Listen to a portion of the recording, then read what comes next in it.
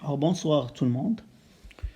Cette vidéo sera consacrée à l'établissement de l'équation des rayons ainsi que les lois de comportement de la lumière aux interfaces séparant les différents milieux optiques. Alors, commençons d'abord par établir l'équation des rayons. Alors, pour ce faire, on va rappeler certaines notions que j'ai présentées dans le cours. La première notion, c'est la notion de chemin optique. Alors, pour définir la notion de chemin optique, on va d'abord rappeler un petit peu les propriétés des milieux optiques.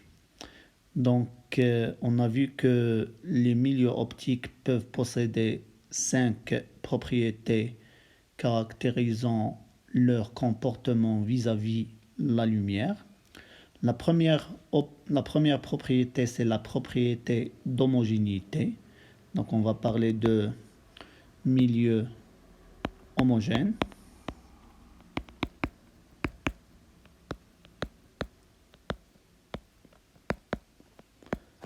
Qu'est-ce qu'on veut dire par milieu homogène?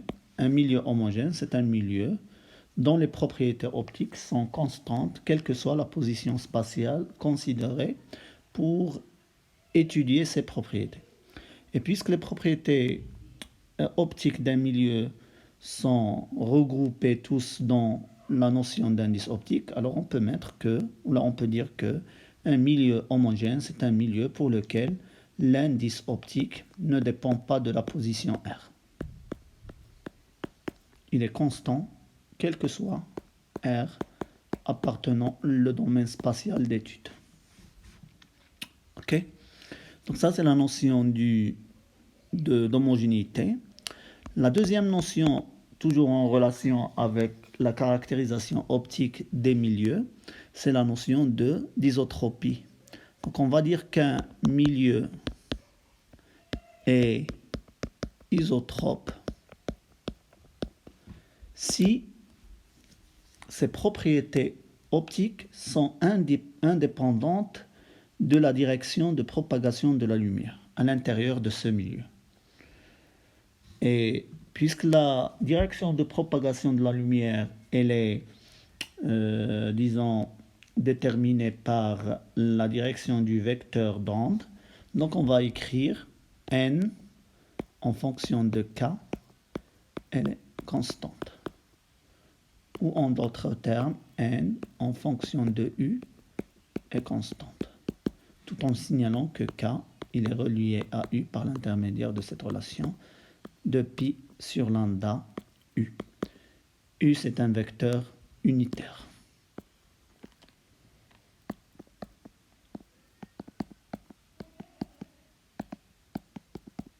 Voilà. Ça, c'est la notion d'isotropie. La troisième notion qui caractérise les milieux optiques, c'est la notion de linéarité. Alors, on va dire qu'un milieu est linéaire si son indice optique, en fonction de l'amplitude de l'onde lumineuse, est constante, quelle que soit la valeur de E. Donc là, on parle de milieu linéaire. La quatrième caractéristique, c'est la caractéristique de la dispersion. Alors, on va dire qu'un milieu est non dispersif. Ça veut dire que n en fonction de oméga, qui est n égale à n en fonction de lambda 0, elle est constante. Avec lambda 0, c'est la longueur d'onde dans le vide. La dernière propriété des milieux optiques, c'est l'absorption. On va dire qu'un milieu est non absorbant si l'indice optique, ou la partie imaginaire de l'indice optique, elle est égale à 0. Ça veut dire que l'indice optique est un paramètre purement réel. Donc ce sont les 5 propriétés qui caractérisent un milieu optique. Alors dans ce qui suit, on va toujours considérer que nous allons travailler avec des milieux optiques, disons isotropes, linéaires,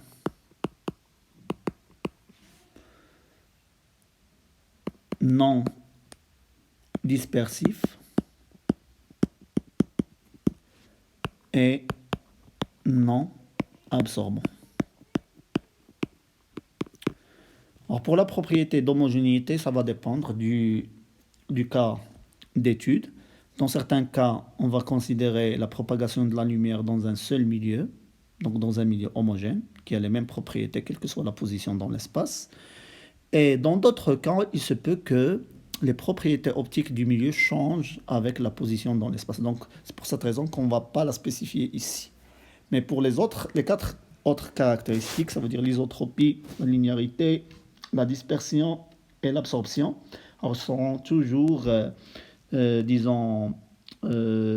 considérés comme étant des acquis pour les milieux avec lesquels on va travailler. Donc toujours le milieu optique sera isotrope, linéaire, non dispersif et non absorbant, sauf mention contraire. Donc si on ne spécifie pas ces 4 caractéristiques, ça veut dire qu'ils sont déjà vérifiés. Si je veux travailler avec un milieu qui présente par exemple de l'anisotropie ou de la non-linéarité ou de la dispersion ou de l'absorption, je vais mentionner que le milieu il est sujet à l'une de ces 4 caractéristiques. Okay? Donc ça c'est la supposition générale. Alors maintenant, supposons qu'on est dans un milieu considérons qu'on est dans un milieu optique, isotrope, linéaire, non dispersif et non absorbant. Et on veut aller d'un point A vers un point B. Alors la lumière, en principe, elle peut emprunter plusieurs chemins. Donc il y a une infinité de chemins. Ce que je viens de tracer, c'est seulement quelques-uns pour aller de A à B. Et pour retrouver le chemin réel emprunté par la lumière pour aller de A vers B dans le milieu optique considéré, alors il faut faire appel au principe de Fermat. Alors, le principe de Fermat, qu'est-ce qu'il dit? Il nous dit que la lumière, pour aller du point A au point B, elle doit rendre le temps de parcours entre les deux points extrémal. Qu'est-ce qu'on veut dire par extrémal? Tout simplement, la dérivée de t doit être égale à 0. Alors, on sait que le temps de parcours pour aller de A à B, elle est égale à la distance séparant A de B divisé par la vitesse. Là, ce sera la vitesse de phase. Ok, on va se situer dans le cas le plus simple, ça veut dire notre onde lumineuse, c'est une onde monochromatique. Alors, pour plus de simplicité, on va considérer que c'est une onde plane monochromatique, une onde plane progressive monochromatique, okay, qui se propage de A vers B. Ça, c'est le cas le plus simple. Donc, selon le principe de Fermat, le temps de parcours doit être extrémal. Ça veut dire que la dérivée de t pour aller de A à B, elle doit être nulle. Et on sait que t à B, elle est égale à AB sur V phi, et que V phi, T de AB, elle est égale à AB sur C sur N, l'indice optique du milieu.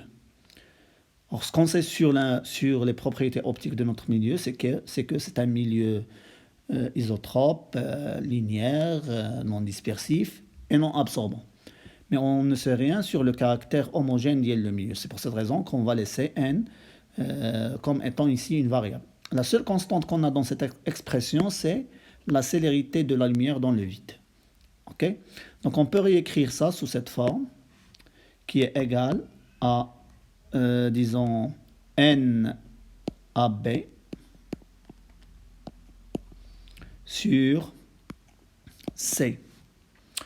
Et on a défini dans le cours que la grandeur, l'expression NAB correspond à ce qu'on appelle le chemin optique séparant A de B, qu'on note aussi LAB.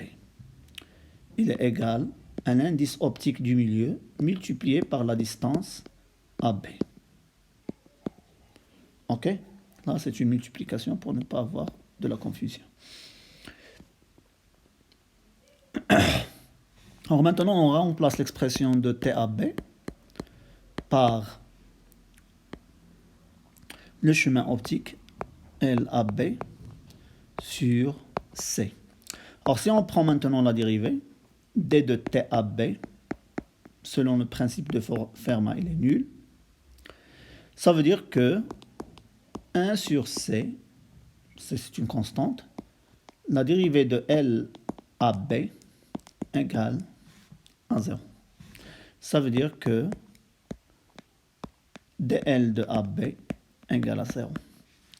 Ce qui implique que le chemin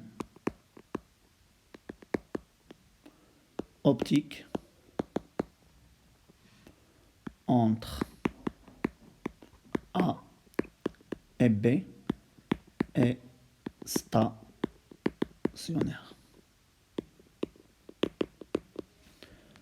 Alors maintenant, comment déterminer la nature de ce chemin? Parce que ce qu'on sait ici, c'est seulement, ce qu'on a établi, c'est seulement une contrainte qui va nous permettre de déterminer le vrai chemin que la lumière a emprunté pour aller de A à B parmi ces multitudes de chemins. Mais pour l'instant, on ne connaît pas encore d'une manière exacte le chemin emprunté. Donc on va essayer d'utiliser ce résultat qui a été démontré par le principe qui a été démontré par Fermat et qui a été énoncé dans son principe. Donc on va essayer d'utiliser ça pour déterminer le vrai chemin. Et la façon pour faire ça, c'est en essayant d'établir l'équation des rayons lumineux.